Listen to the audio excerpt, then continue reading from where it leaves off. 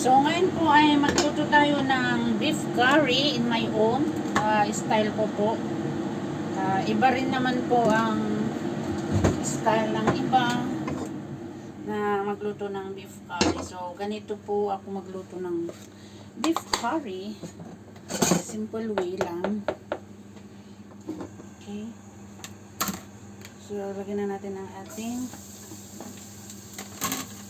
garlic.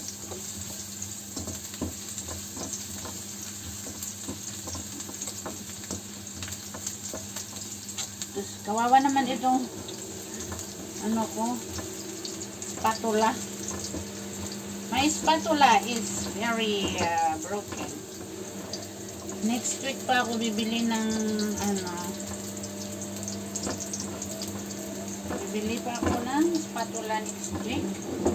I forgot when I was